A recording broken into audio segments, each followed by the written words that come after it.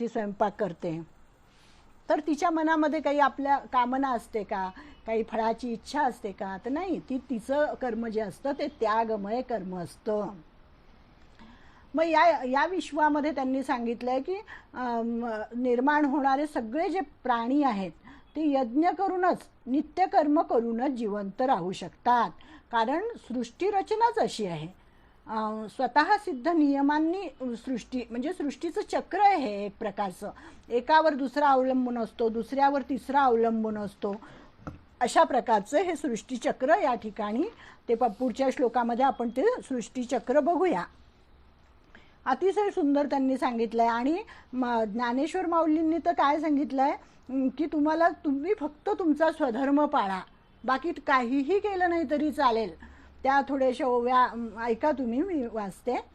तुम्हा वर्ण विशेष वशे आम्ही हा स्वधर्मूची विहिला असे, याते उपासा मगा पैसे कामपुरती.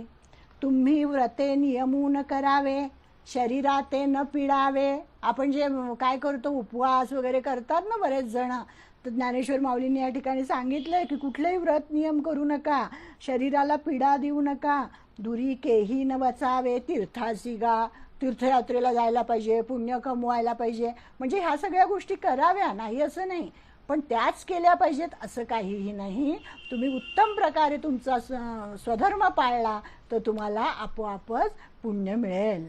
मग त्यांनी काय सांगितलंय की योगादिके साधने, साकांक्षा आराधने, मंत्रयंत्र विधाने झणी करा. देवतांतरा न भजावे, हे सर्वथा काही न करावे. तुम्ही स्वधर्मयज्ञी यजावे अनायासे. अहेतुके चित्ते अनुष्ठापा ययाते, पतिव्रता पती ते जियापरी. तैसा स्वधर्म रूप मखू, हाची सेव्यू तुम्हा ऐकू. ऐसे सत्य लोकनायकू म्हणता जहाला.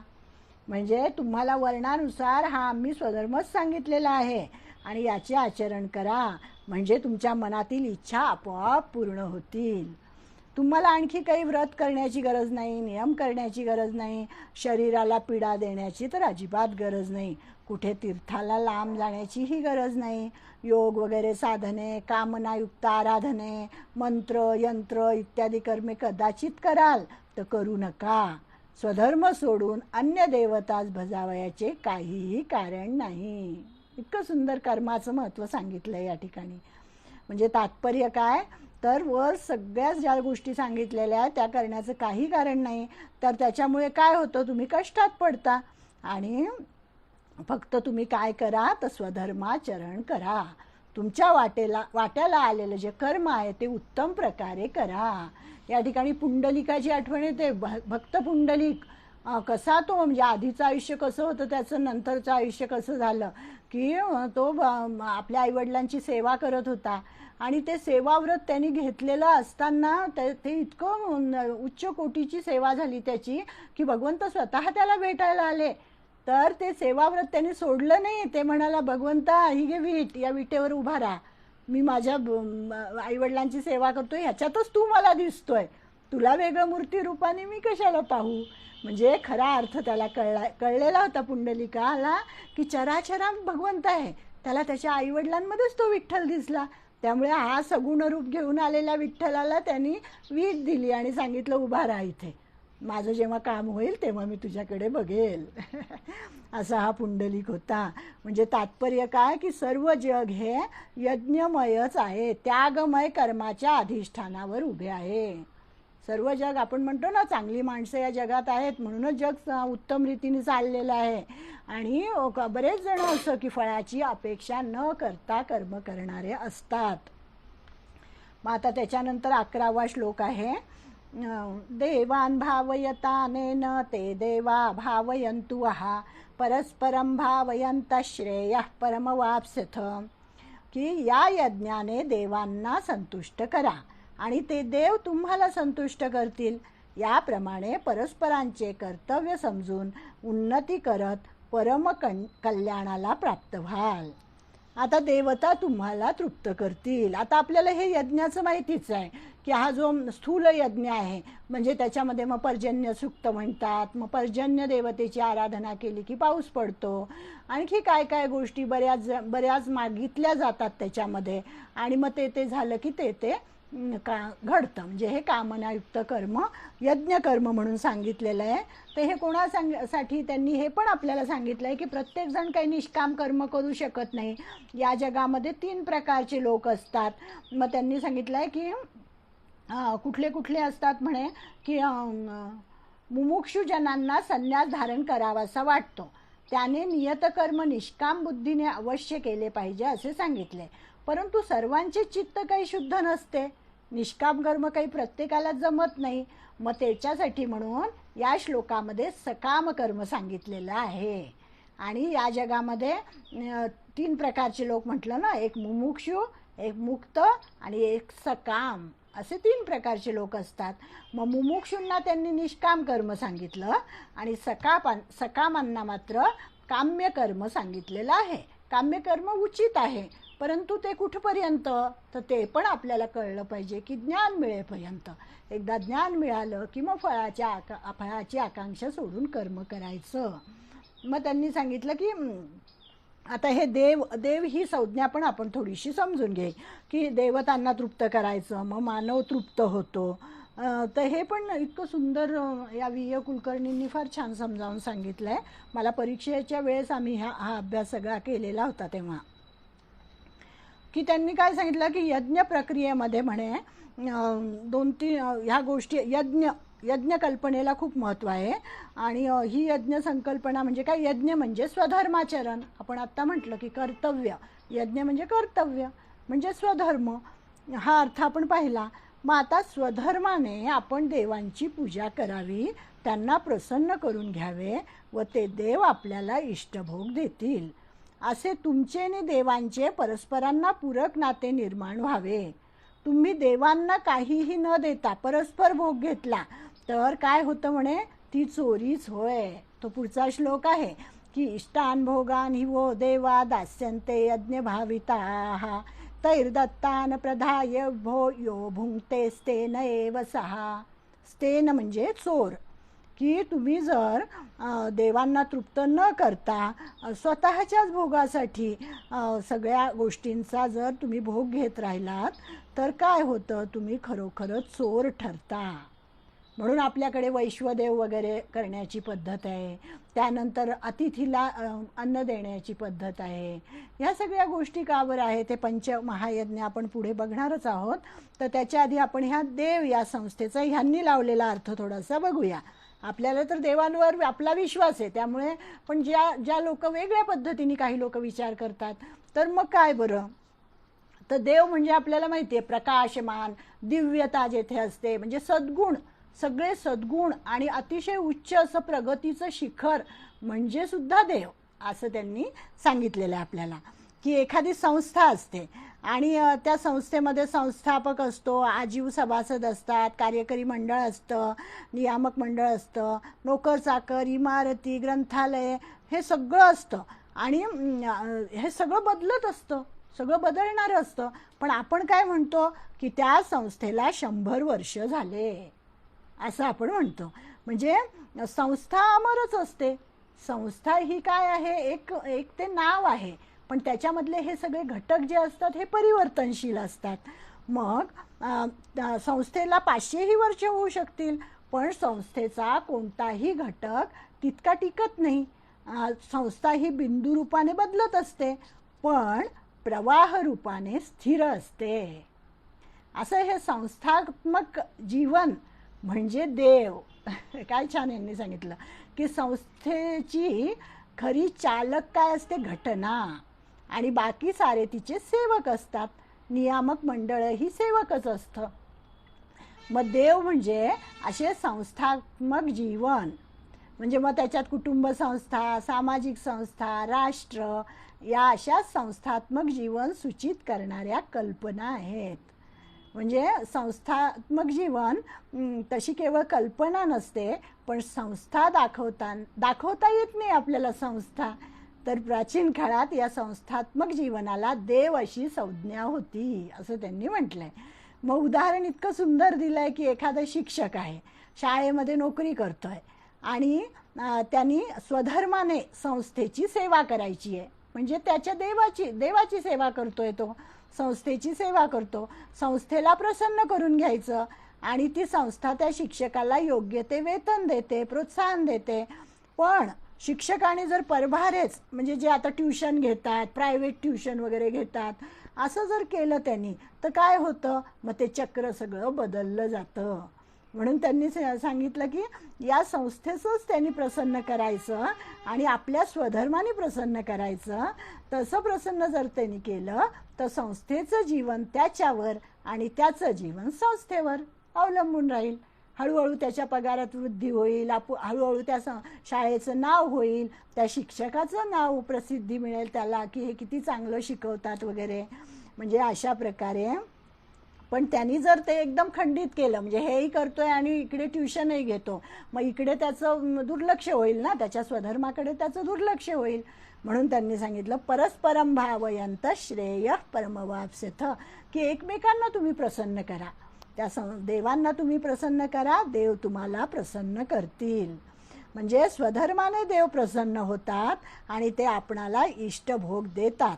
आपण परस्परांना प्रसन्न करावे, परंतु देवतांना समर्पण केल्या वाचून म्हणजे यज्ञा वाचून केवळ भोग घेणे म्हणजे चोरीच होय. या गीतेच्या तत्वचिंतनामागील असा हा आशय आहे. समजलं असेल मला असं वाटतं, कारण की मला पण हा विचार थोडासा आवडला म्हणून मग सांगावासा वाटला. की हा कुठला आपण बघितला 11वा आणि 12वा श्लोक आपण बघितला की जो स्वार्थी असतो तो चोर ठरतो, जो दान करत नाही, चांगल्या कर्माची वृद्धी करत नाही, जो स्वार्थाने लीडबिडलेला असतो आणि माझेच फक्त कल्याण व्हावे, मग बाकीचं जाई नका असं कोणासाठी काहीच करायचं नाही, असा जो असतो त्याला चोर म्हटलेलं आहे या ठिकाणी. स्तेन म्हणजे काय, यो भुंक्ते स्तेन एव सहा, की जो पुरुष इतरांना काहीही न देता स्वतःच त्याचा उपभोग घेतो त्याला त्यांनी चोर म्हटलेलं आहे. आणि एक गोष्टसुद्धा इतकी सुंदर त्यांनी सांगितलेलं आहे की स्वधर्माचरण जर करत राहिलं तर कसं, एकाने जर त्याच्यासाठी पुढाकार घेतला तर सगळे कसे करतात. तर त्याची एक सुंदर गोष्ट मला वाचायला मिळाली या ठिकाणी की ह्याच्यामध्ये म्हणे निष्काम भावाने कर्म करायचं तर आपल्या कर्तव्य कर्माच्या पालनाने पाऊस कसा पडेल, म्हणजे यज्ञ केला की पाऊस पडतो. मग आता यज्ञ म्हणजे स्वधर्म सांगितलेला आहे, मग या स्वधर्म केला की पाऊस पडतो. मग कसा, तर इतकं सुंदर त्यांनी सांगितलं आहे की म्हणे मनुष्याने आपापल्या कर्तव्याचे पालन केले तर त्याचा परिणाम देवतांवरही होतो आणि त्यामुळे ते देखील कर्तव्याचे पालन करतात. तर याच्यासाठी म्हणे 4 शेतकरी बालक होते, शेतकऱ्यांची मुलं होती. आषाढाचा महिना आला आणि पाऊस काही पडलाच नाही. तर या शेतकऱ्यांच्या मुलांना काय वाटलं की ठीक आहे, पाऊस तर काही अजून पडला नाही, पण ही नांगरणीची वेळ आहे तर आपण आपला स्वधर्म करावा, आपण आपली नांगरणी करावी. म्हणून त्यांनी शेतामध्ये नांगरणी करायला सुरुवात केली आणि पाऊस तर काही झालाच नाही, पण आपल्या कर्तव्याचं पालन करावं असा विचार करून ते शेतात गेले आणि त्यांनी नांगरणी सुरू केली.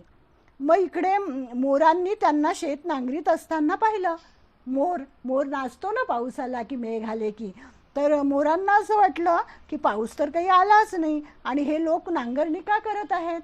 मग त्याला असं वाटलं की ठीक आहे, हे कर्तव्याचं पालन करत आहेत ना, मग आपण पण आपल्या कर्तव्याचं पालन करू.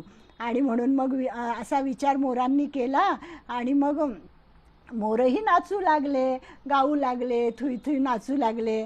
मग मोरांचा आवाज ऐकून मेघांना असं वाटलं की आज आमची गर्जना न ऐकताच मोर कसे काय ओरडत आहेत आणि कसे काय नाचत आहेत. मग त्यांना लक्षात आलं की हे सगळेजण आपापला स्वधर्म करत आहेत, कर्तव्य करत आहेत. मग त्यांनी पण असा विचार केला म्हणे की आपण का माघार घ्यावी आपल्या कर्तव्यापासून. आणि मग मेघांची गर्जना झाली आणि मेघ पण गडगडाट करायला लागले. आणि मग मेघांची गर्जना ऐकून इंद्राने विचार केला, ही काय वानगड आहे, जेव्हा त्याला कळाले की हे सगळेजण आपल्या कर्तव्याचं पालन करत आहेत, तेव्हा त्यानेही विचार केला की माझे कर्तव्य करण्यात मी का बरं मागे राहू. आणि मग त्यांनी पण पाऊस पडला. मेघांना आज्ञा दिली आणि पाऊस आला आणि सगळीकडे आनंदी आनंद झाला. म्हणजे कर्तव्याचं पालन हे किती महत्त्वाचं असतं आणि एकाने त्याची सुरुवात केली की सगळ्यांना कशी प्रेरणा मिळते हे आपल्याला या गोष्टीतून कळतं. असा हा आपला 11वा 12वा श्लोक झाला. मग आता 13व्यामध्ये त्यांनी काय सांगितलंय की यज्ञशिष्टाशिनः संतो मुच्यन्ते सर्व किल्बिषैः भुंजते ते त्वघं पापा ये पचन्त्यात्मकारणात्. की यज्ञातील शेष राहिलेले अन्न खाणारे श्रेष्ठ पुरुष सर्व पापापासून मुक्त होतात. म्हणजे जे स्वधर्माचं आचरण करतात ते पापापासून मुक्तच होतात आणि जे पापी असतात ते केवळ आपल्या शरीर पोषणासाठी स्वयंपाक करतात आणि ते तर केवळ पापच भक्षण करतात असं भगवंतांनी सांगितलेलं आहे. म्हणजे पूर्वी आपली जी नैवेद्य दाखवण्याची पद्धत होती ती किती योग्य होती की आपण जे काही घरामध्ये शिजवलं आहे ते आधी भगवंताला अर्पण करायचं, गाईला गोग्रास द्यायचा, नंतर अतिथी कोणी आला तर त्याला तृप्त करायचं आणि नंतर आपण जेवायचं. म्हणजे ही पद्धत होती. तर तेच त्यांना इथे सांगायचं आहे. आणि याच्यासाठी त्यांनी सांगितलं आहे की यज्ञ करून म्हणजे असा नैवेद्य दाखवल्यानंतर तो प्रसाद होतो आणि ते प्रसाद रूप अन्न जेव्हा आपण खातो तेव्हा ते जणू काही आपण अमृतच ग्रहण करतो. त्याचे सेवन केल्याने सर्व पातके सर्व पीडा यांचे हरण होते. आता पातके कोणती म्हणाल तर विहित कर्म न आचरल्यामुळे या जन्मी होणारी व पूर्वीची अशी सर्व पातके आपले पापांची डोंगर असतात. आपण पुढे पुढे बघू आता की कर्म आपण किती करत असतो आणि कसे आपले पापाचे डोंगर तयार होत असतात. तर त्यांनी सांगितलं की गृहस्थाश्रम जेव्हा आपण आचरण करतो तेव्हा आपण घर झाडतो, आपण गॅस पेटवतो, आपण अजून काय काय गोष्टी करतो. तर कांडण, दळण, चूल पेटवणे, उदक आणणे आणि सडा संमार्जन. तर ह्या 5 गोष्टींमधून आपल्या हातून हिंसा घडत असते. छोटे छोटे जीवजंतू असतात ते आपल्याकडनं मारले जातात. म्हणजे इथे काही आपला हेतू नसतो, आपोआप ही पापं आपल्याकडनं छोटी छोटी घडत असतात. तर त्याच्यासाठी म्हणून त्यांनी पंचमहायज्ञ सांगितलेले आहेत. गृहस्थानी पंचमहायज्ञ करावे असं त्यांनी सांगितलेलं आहे. तर त्या पंचमहायज्ञांची थोरवी फार सुंदर आपल्याला त्यांनी या ठिकाणी सांगितलेली आहे. ती कुठले आहेत हे यज्ञ की एक आहे ब्रह्मयज्ञ. म्हणजे ह्या ज्या 5 गोष्टी आपल्या हातून घडत असतात, काय कांडण, दळण, चूल पेटवणे, उदक आणणे आणि सडा संमार्जन. तर त्याच्यासाठी त्यांनी काय सांगितलं, ब्रह्मयज्ञ, पितृयज्ञ, देवयज्ञ, भूतयज्ञ आणि नृयज्ञ असे 5 प्रकारचे यज्ञ सांगितलेले आहे. हे 5 प्रकारचे यज्ञ थोडक्यात त्याचा अर्थ असा आहे की ब्रह्मयज्ञ करणं म्हणजे काय की अध्यापन करणं. अध्यापन केलं असता ब्रह्मयज्ञ होतो, तर्पणाने पितृयज्ञ होतो, होम केल्याने देवयज्ञ होतो, बली अर्पण केल्याने भूतयज्ञ घडतो आणि अतिथीची पूजा वगैरे केल्याने नृयज्ञ घडतो. म्हणजे असे 5 प्रकारचे पंचयज्ञ जर गृहस्थानी केले तर त्याला बाकी काहीही करायची गरज नाही आहे. आपोआपच त्याच्या पापाचाही नाश होईल आणि त्याला काय होईल की निसर्ग चक्र चांगल्या प्रकारे चालू राहील असं त्यांनी सांगितलं आहे. की निसर्ग चक्र चांगल्या प्रकारे नीट राहून जीवसृष्टी सुखी होते.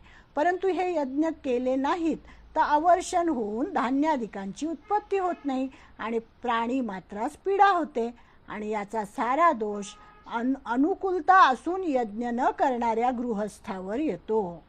तेव्हा या दोषापासून मानवाने वेदविहित नित्यनैमित्तिक यज्ञादी कर्मे अवश्य करावे असं सांगितलेलं आहे त्यांनी.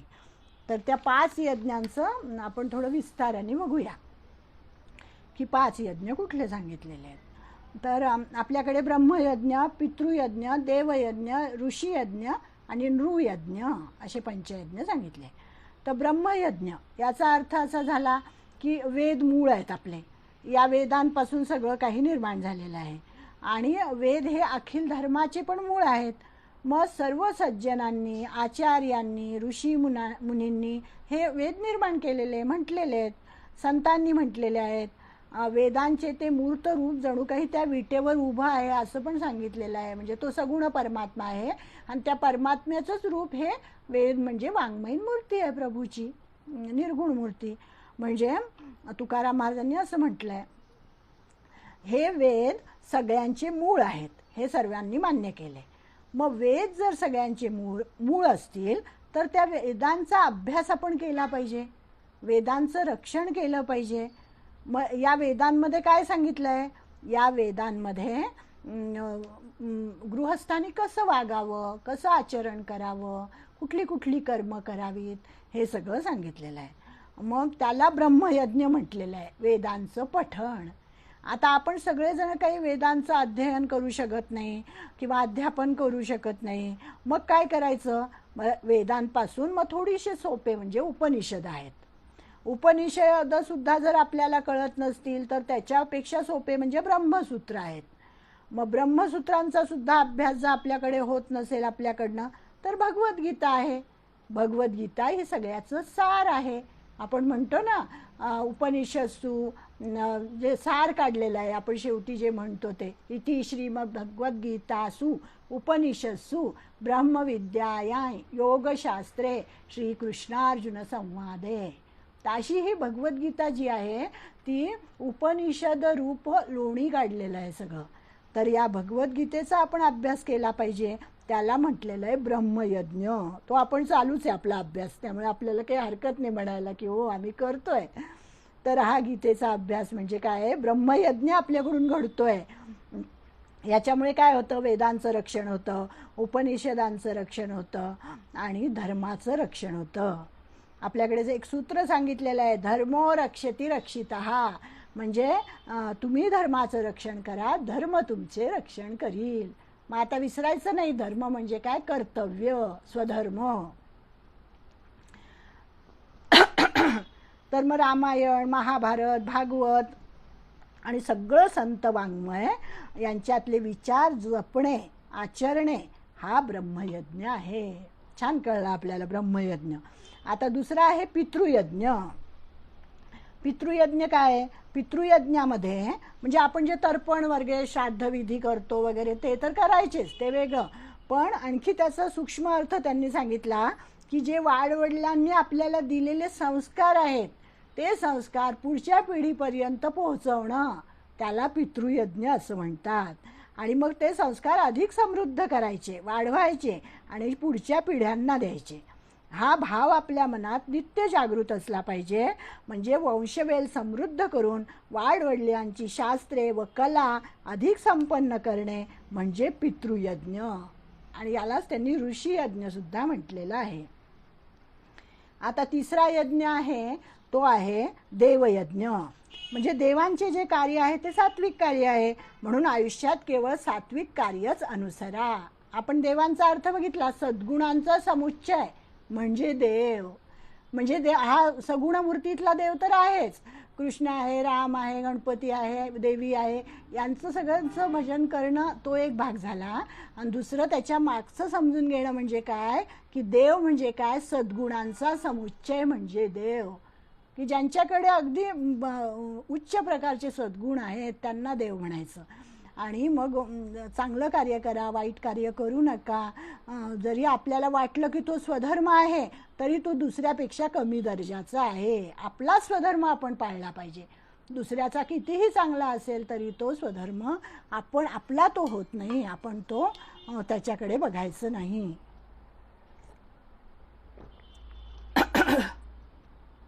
असा हा आपण पाहिला तो भूतयज्ञ. कुठला यज्ञ पाहिला? देवयज्ञ पाहिलेला आहे. म्हणजे सद्गुणांची जोपासना करणं म्हणजे देवयज्ञ. चौथा आहे भूतयज्ञ. म्हणजे ज्यांनी आपली समिधा इदन्न मम राष्ट्राय स्वाहा म्हणून अर्पण केलेली आहे त्या सर्व ऋषींचे आपल्याला स्मरण करता आले पाहिजे. हे म्हणजे आपण ज्या ह्या पुण्यतिथी वगैरे साजऱ्या करतो मोठमोठ्या महात्म्यांच्या, म्हणजे तो काय झाला आपला भूतयज्ञ, त्याला पण म्हणता येईल. आणि इथे त्यांनी असंच दिलं आहे की सगळे भगवंताचेच आहे, म्हणजे माझं एकट्याचं काही नाही आहे, तर सगळं काही भगवंतापासून निर्माण झालेलं आहे आणि ते भगवंतालाच मी हे पुन्हा अर्पण करत आहे, म्हणजे माझे कर्तव्य शून्य आहे. हेच पितृयज्ञात पण सांगितलं होतं आणि हेच भूतयज्ञात पण सांगितलेलं आहे. आणि सगळ्या पशुपक्ष्यांना तृप्त करणं, त्यांना देणं, घास देणं वगैरे, हे सगळं या भूतयज्ञामध्ये सांगितलेलं आहे. आणि जो हे सगळं विसरतो आणि कर्तृत्वाचा अहंकार, इंद्रिय दमन करायला जो विसरतो, ज्याच्याकडे कर्तृत्वाचा अहंकार असतो, तो विषयासक्त होतो आणि मग अधोगतीला जातो. आणि हे होऊ नये म्हणून भूतयज्ञ आचरावा, की माझ्या आधी माझ्याकडे जे भोग आहेत त्याच्यावर आधी दुसऱ्याचा अधिकार आहे, आधी दुसऱ्याला द्यायचं आणि मग स्वतः घ्यायचं, असं त्यांनी सांगितलं आहे.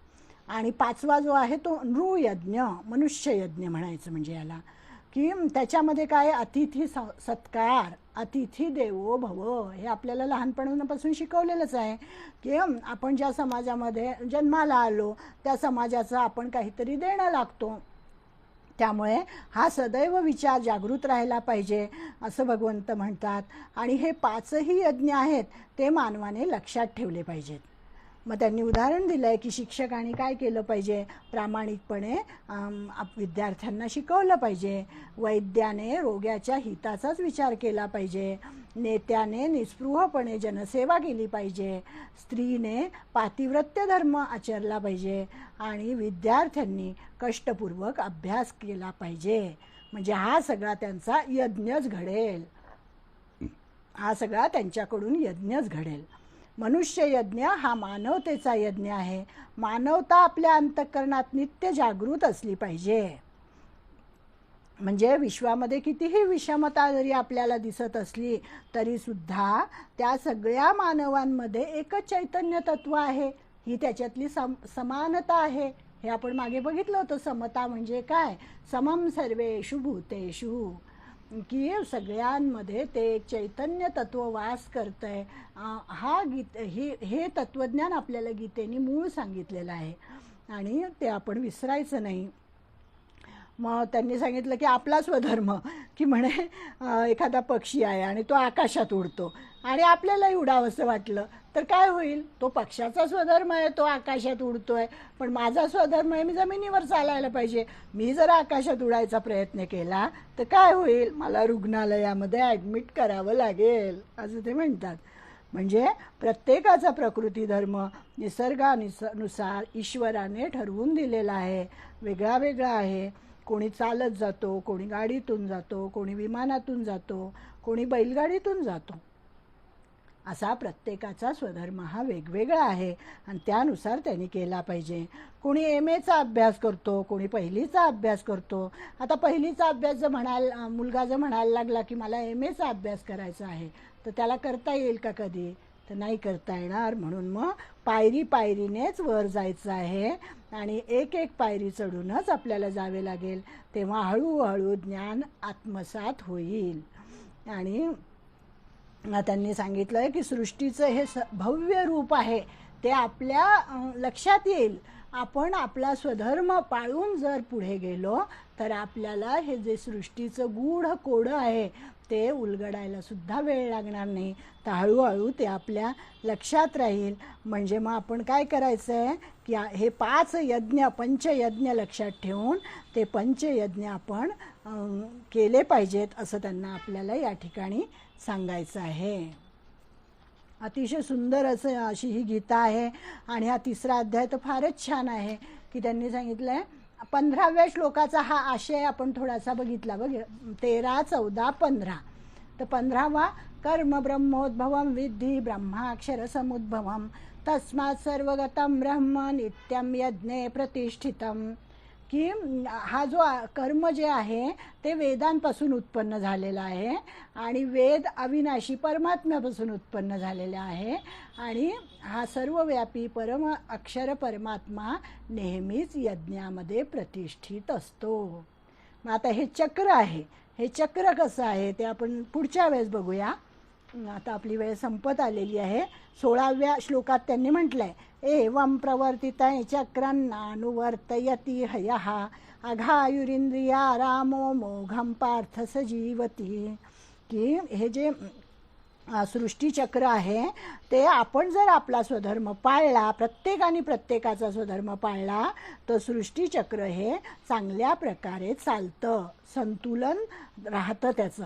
आणि जर त्याच्या विरुद्ध कोणी वागला तर मग काय होतं, इंद्रिय सुखामध्ये निमग्न राहिला तर काय होतं, या चक्रामध्ये बिघाड होतो आणि मग त्या इंद्रिय सुखात निमग्न जो असतो तो पापी मनुष्य असतो आणि त्याच्या आयुष्याचा काहीही उपयोग होत नाही, तर त्याचं आयुष्य हे फुकट जातं. मोघम पार्थ सजीवती. असा निमग्न पापी आयुष्याचा पुरुष व्यर्थच जगतो, भूमीला भार असतो, असं त्यांनी सांगितलेलं आहे.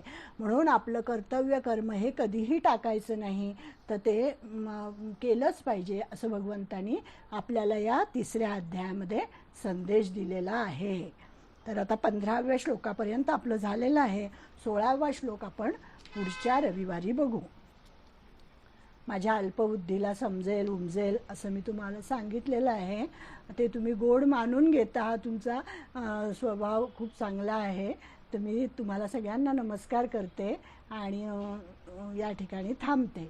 ओम तत्सत श्री कृष्णार्पणमस्तु.